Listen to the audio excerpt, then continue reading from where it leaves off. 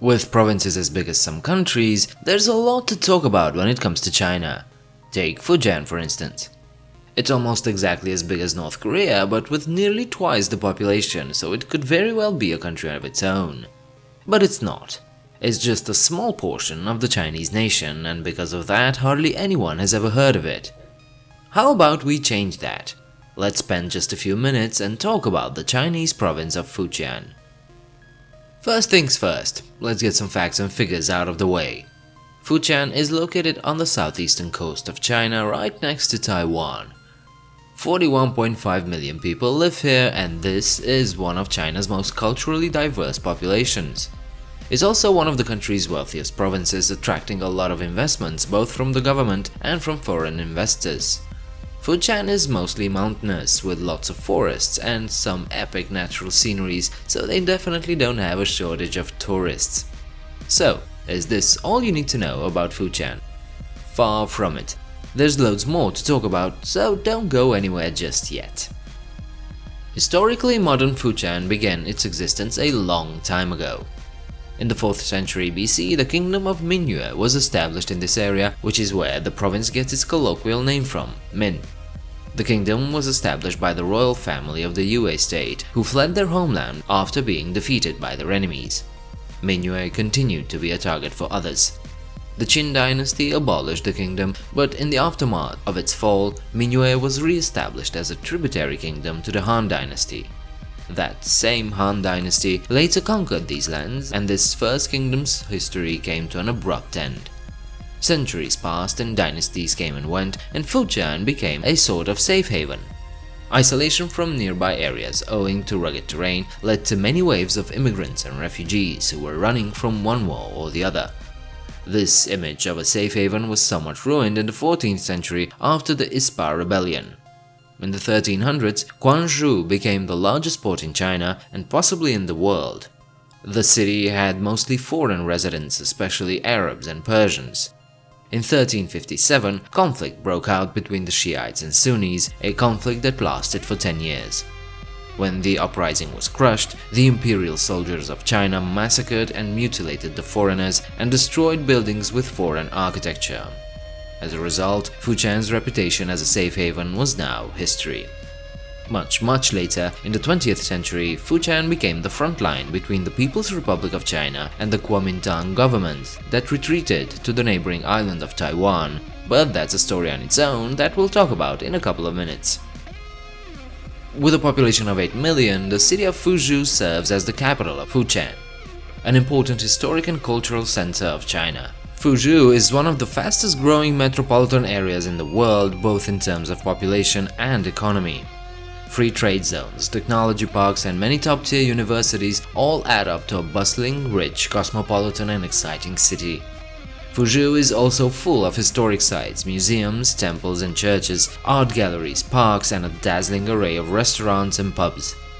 This 2,200-year-old city might not be on the world maps now, but as it stands today, is about to become one of Asia's most important urban centers.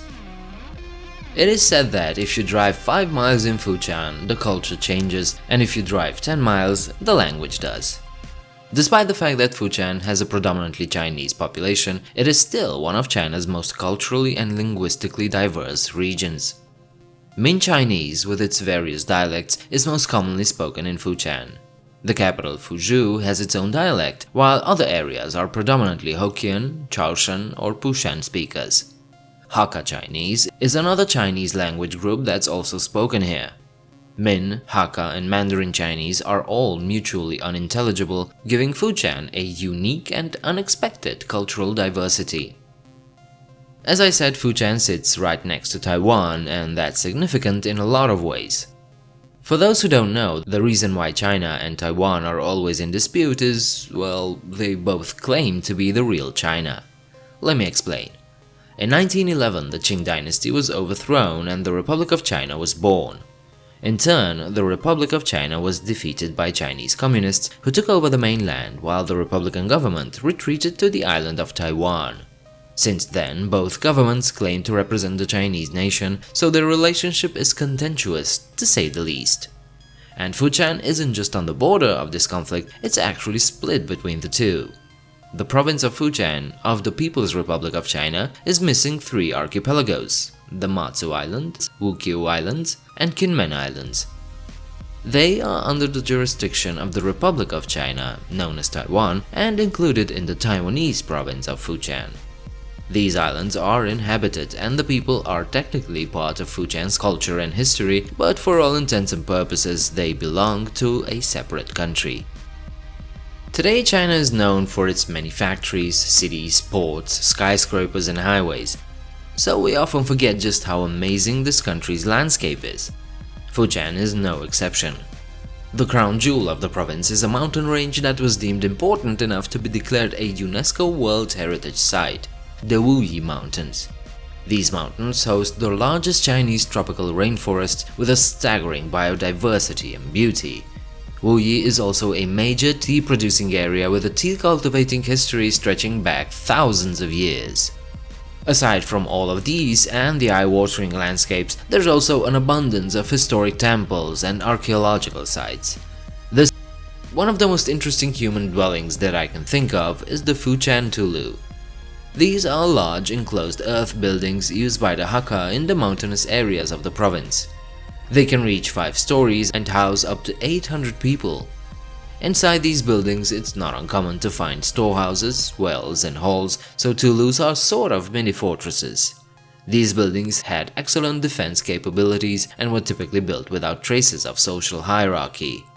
All rooms were built the same size using the same materials, decorations and styles. There were no penthouses or other special rooms for the upper class. One family would own a vertical set from the ground to the upper floor, although larger families could own several sets. Everything else was shared property, including wells, weapons, and the surrounding farmland. Tulus were occupied by one family clan, expanding out when needed but never too far, symbolizing the clan's unity and solidarity. And that was all for today's episode. I hope you enjoyed that. Don't forget to like and subscribe before you leave. Leave your comments downstairs, and if you wish to do so, you can help out this channel through my Patreon page. I do hope to see you next time. Bye.